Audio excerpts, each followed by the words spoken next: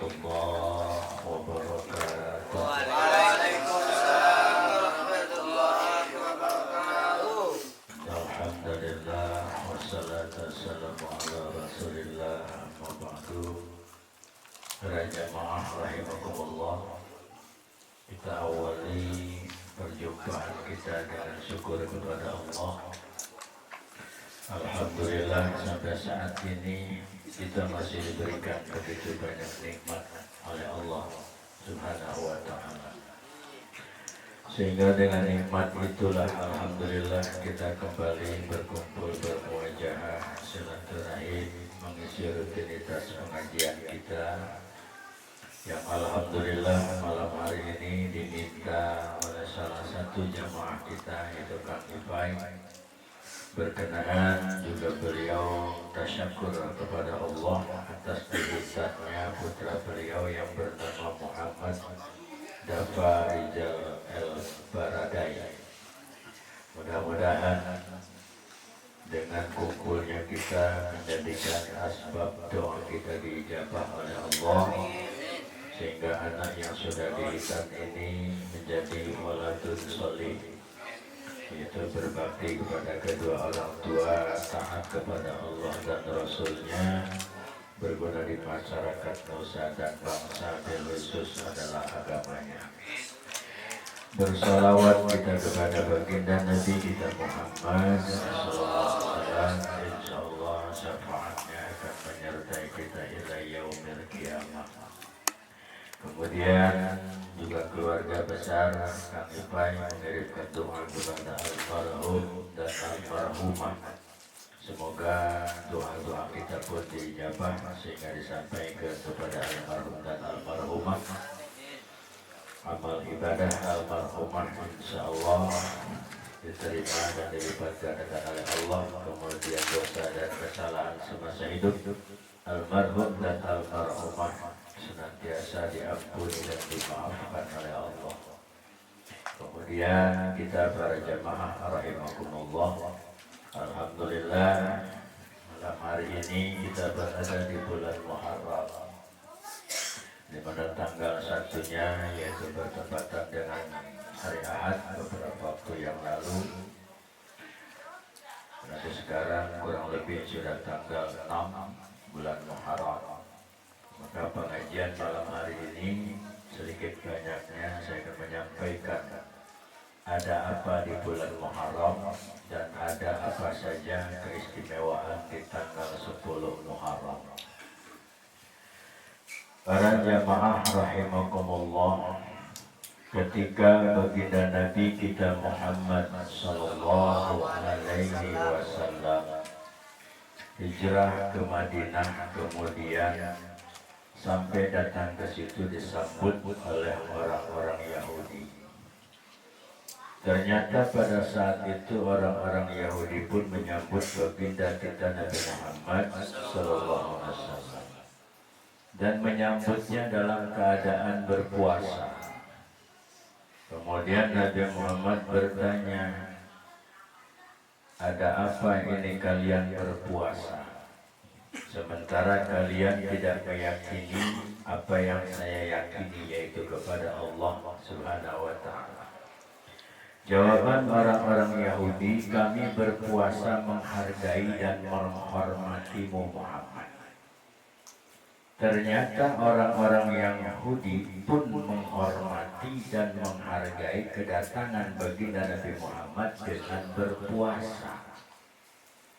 Kenapa kita ketika datang bulan Ramadan justru bukan orang-orang Nasrani yang tidak menghormati kita, justru orang-orang Islam itu sendiri yang merusak kehormatan Ramadan?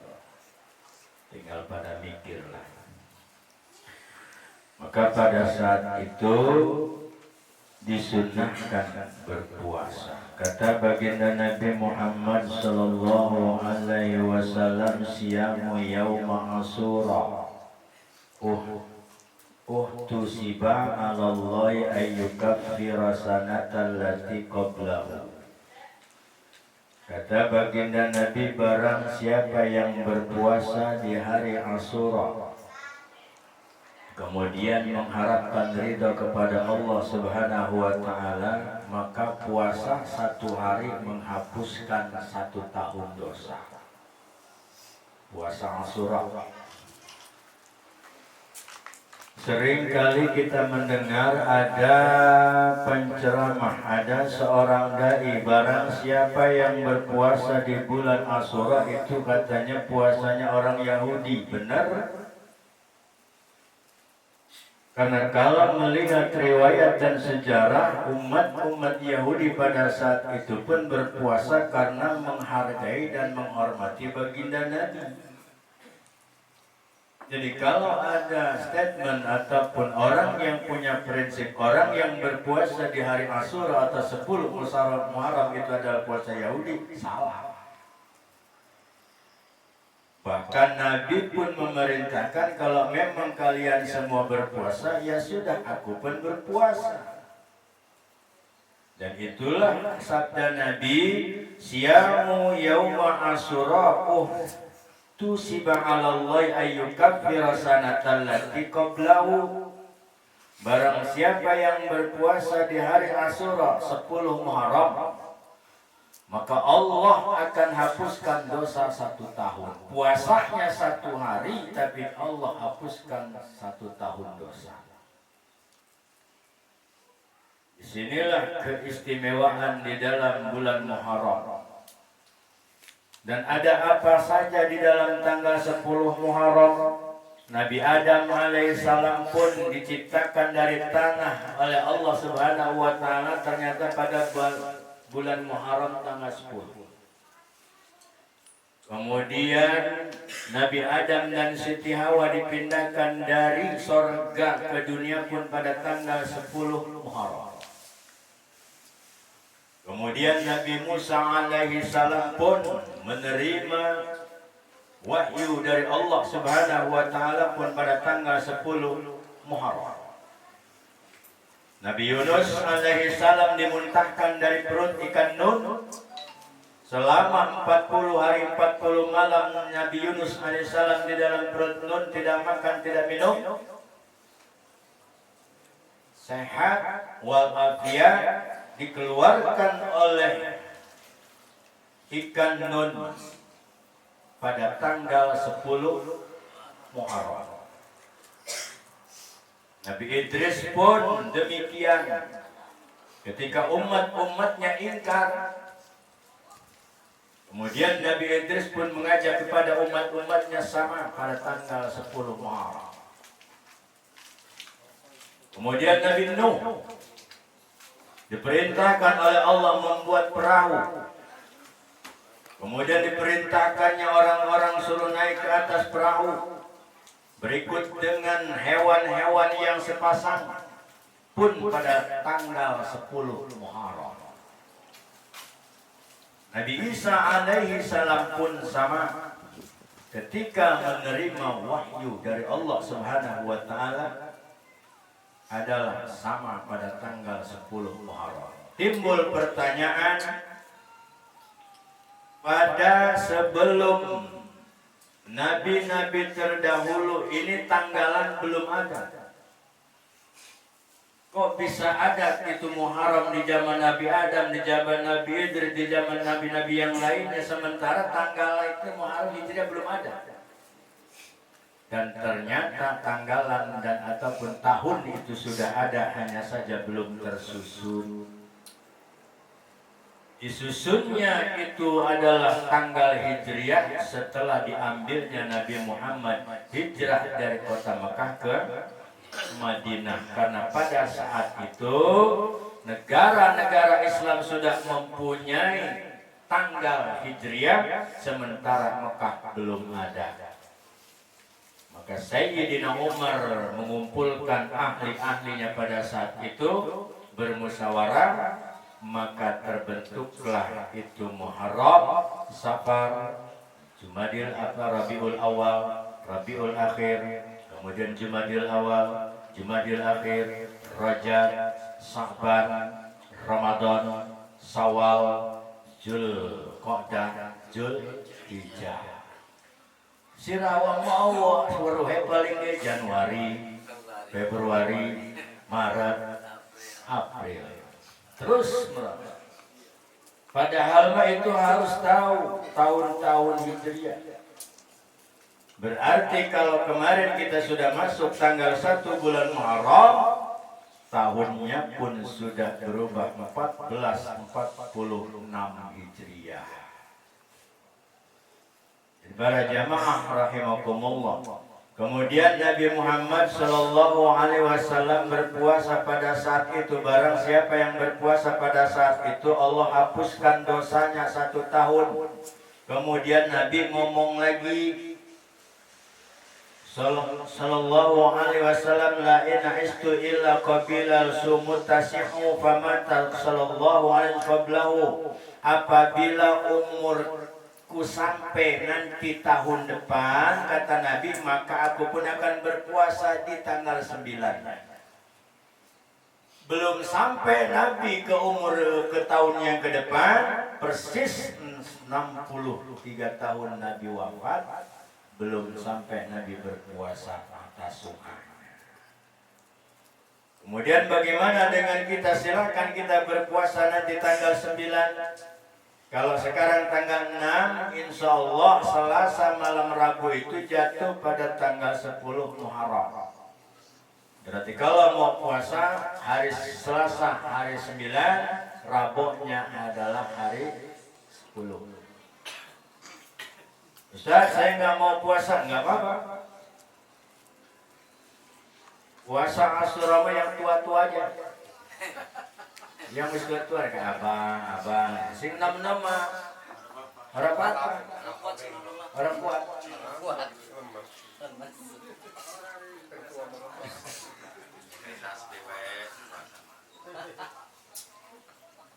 Jadi para jamaah rahimakumullah, ternyata di bulan Muharram ini adalah banyak keistimewaan yang terjadi di bulan Muharram, terutama di tanggal 10.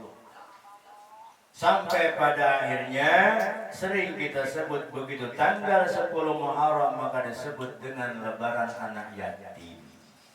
Memuliakan anak yatim. Mana dalilnya Ustaz? Banyak. Ara'aital ladzi yukadzibu biddin. Celakalah kalian yang mendustakan agama. Fadzalikal ladzi yad'ul yatim. Orang yang tidak pernah, orang yang menghardik cek orang nama, melukai, menyakiti, komo sampai memukul segala macam kepada anak yatim. Zalim. Fadzalikal ladzi yad'ul yatim. Orang yang mendustakan agama adalah orang yang suka menzalimi anak yatim. Kemudian siapa lagi yang mendustakan agama? Wala yahuddu ala ta'amil. Orang yang tidak pernah memberi makan anak orang-orang miskin. Ustaz, boro-boro ngasih orang kanan kiri tetangga, kami saja masih kekurangan. Boro-boro mau ngasih sedekah ke kanan kiri depan belakang, kami saja masih kekurangan. Kalau prinsip ini dipegang oleh kita, maka tidak ada lagi keberkahan dalam hidup. Maka berhati-hatilah para jamaah rahimakumullah. Apalagi kalau sekarang sudah aneh-aneh. Zaman sudah aneh-aneh. Bisa ngomong sama semut, bisa ngomong sama jin, bisa ngomong sama malaikat. Aneh. Bisa ngomong sama wamakoli. Apa wamakoli? Ternyata wamakoli itu gorengan. Bukan mau gorengan Allah. Jadi hati-hati. Hal-hal seperti inilah yang membuat terkadang iman kita hancur. Seolah-olah agama dipakai tameng dia kepada baginda Nabi, mengagungkan, kepada para imam-imam juga mengagungkan, tapi ternyata di dalam pelajarannya tidak sesuai dengan apa yang dibawa oleh baginda Nabi kita Muhammad SAW. Maka saya pribadi kepada semua jamaah berpesan, janganlah kita ikut-ikutan hal-hal yang tidak masuk di akal kita. Orang yang memang dia disebut wali, hanya walilah yang bisa menilai dia wali. Orang yang beriman, hanya orang yang berimanlah yang bisa menilai dia beriman. Oh, kalau begitu kita nggak beriman, wallah alam. Insya Allah iman mah iman. Anakku wong itu. Ini mah insya Allah meskipun dia lagi mabok ke iman baik. Iman baik iman. Kenapa dia iman? Ada Syekh Mansur. Jadi kanan kiri udah pas. Penjaga gawang. Penjaga gawang. Hebat neraka BGS bisa dijaga gawang, mesti ukuran Nah di sini para jamaah rahimakumullah, tidak banyak yang ingin saya sampaikan berkenaan dengan apa keistimewaan di bulan Muharram. Yang terakhir, ada apa lagi di bulan Muharram di tanggal 10 ini? Nabi ngomong, kata Nabi, barang siapa yang memuliakan saudara-saudaranya, khusus dia di hari 10 Asyura itu, maka Allah tidak akan memberikan kefakiran selama setahun kepada keluarga itu. Tuh kayak tanggal 10 Muharram ya, yang biasanya sayur asam ganti, yang biasanya tempe bacem ganti, yang biasanya cuma sekedar dia lalap terong ganti dengan ketoprak.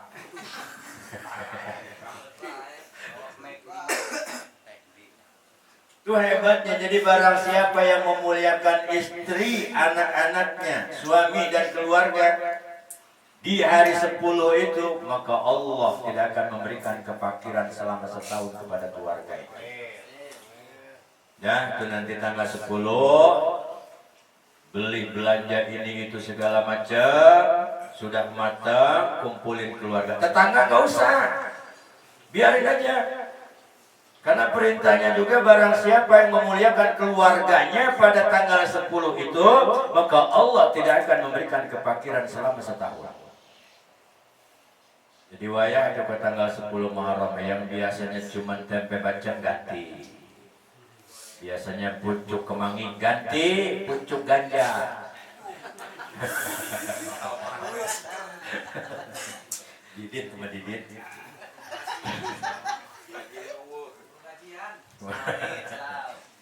Belum gajian.